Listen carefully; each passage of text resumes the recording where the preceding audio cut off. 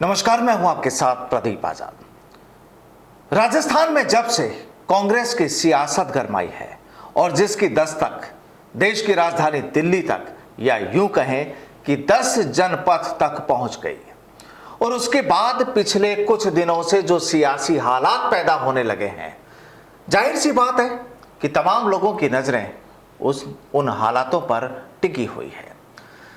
दरअसल सीएम अशोक गहलोत ने जिस तरीके से आज ये साफ तौर पर इनकार कर दिया कि वो कांग्रेस अध्यक्ष पद का चुनाव नहीं लड़ेंगे और जयपुर में जो कुछ हुआ उस मसले पर जिस तरीके से उनका बयान सामने आया कि उन्होंने इस पूरे मसले पर, पूरे मामले पर सोनिया गांधी से माफी मांगी और सीधे तौर पर उन्होंने कहा कि उस घटना से वो आहत हैं।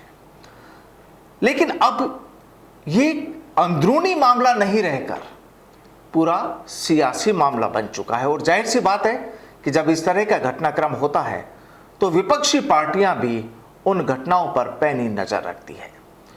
अब इस पूरी कहानी के बाद, अशोक गहलोत के ऐलान के बाद, उनके बयानों के बाद अब बीजेपी ने भी चुटकियां लेना शुरू कर दिया है।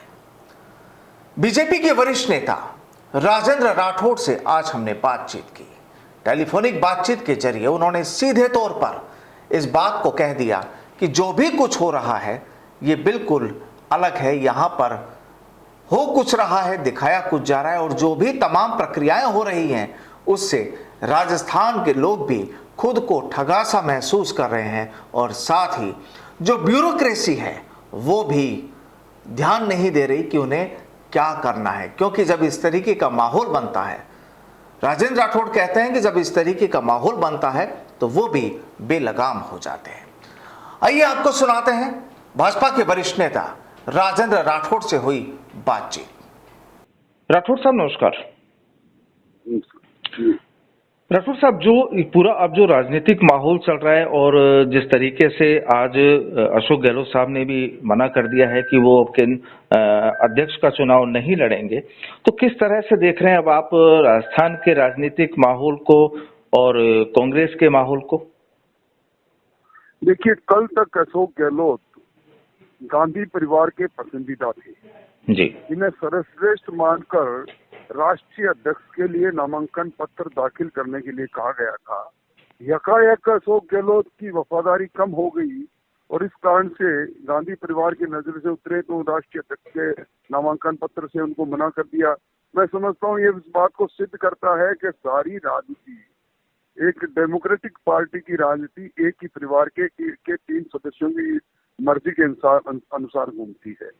अब सोनिया गांधी जी की इस बैठक के बाद गहलोत साहब का ये कहना कि उन्हें बड़ा अफसोस रहेगा कि उन्होंने मंत्री विधायक दल की बैठक में मुख्यमंत्री रहते हुए आला कमान जिसे चाहे उसे मुख्यमंत्री बनाए ये प्रस्ताव पारित नहीं करा पाए, ये उनकी स्वीकारोक्ति ये सिद्ध कर रही है कि कहीं न कहीं वो मानसिक संताप और दबाव में है।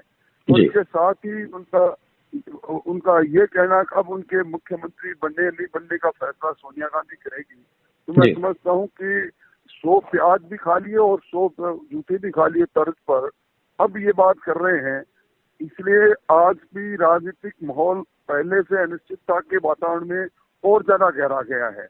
ये राजस्थान के लोगों के लिए दुर्भाग्यपूर्ण है, क्योंकि ऐसे माहौल के अंदर प्रशासनिक निर्णय नहीं होते, प्रशासनिक अधिकारी सुनना बंद कर देते हैं और नीतिगत निर्णय नहीं होते, इससे राजस्थान का विकास और राजस्थान के आम लोगों की दिक्कतें होती है। इससे तो जाहिर सी बात है कि जब राजस्थान में अब चूंकि उन्होंने जैसे ये कह दिया कि सीएम का जो ऐलान होगा या फैसला जो भी होगा वो आला कमान करेंगे और इधर सचिन पायलट ग्रुप भी लगातार टकटकी लगाए हुए देखता रहा है, तो अब कैसे इस पूरी परिदृश्य को हम देख सकते हैं राजस्थान में? देखिए, सबसे बड़ा घटाकोप इसलिए मैं कहूंगा कि आज भी 81 माननीय विधानसभा के सदस्यों के त्याग पत्र पर एक प्रश्न चिन्ह लगा हुआ है जी। उन्होंने स्वेच्छा से नैतिकता के आधार पर त्याग पत्र दिया और ये कहकर दिया कि अशोक गहलोत को के अलावा उन्हें कोई चीज मंजूर नहीं और उन्हीं का नेता अब अपने तर्कस के सारे तीर वहीं छोड़कर वापिस नतमस्तक है। मैं समझता हूँ कि ये तो एक तरह से डेमोक्रेटिक पार्टी के सदस्यों को बात करने का अधिकार भी नहीं है इनको, वरना अब तक उन्होंने डाल दी। आज की तारीख में यूं के यूं खड़े हैं।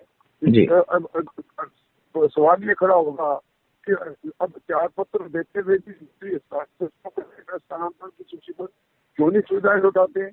क्या ये मान्य सदस्य जो एमएलए हैं ये क्यों जिला स्तरीय बैठक कर रहे हैं और एमएलए अपने इसके बारे में सोचना चाहिए ना। ये सारे कांग्रेस की साख को बड़ा लगा है। कांग्रेस सबसे बड़ी हेलो जी सर, जी थोड़ा सा डिस्टर्बेंस आ रहा है, नेटवर्क का इशू आ रहा है, अपनी बात रखें सर। तो अब ये लाइलाज बीमारी कैंसर से भी ज्यादा बीमारी राजनीतिक हो गई है। इसका इलाज कहीं नहीं है।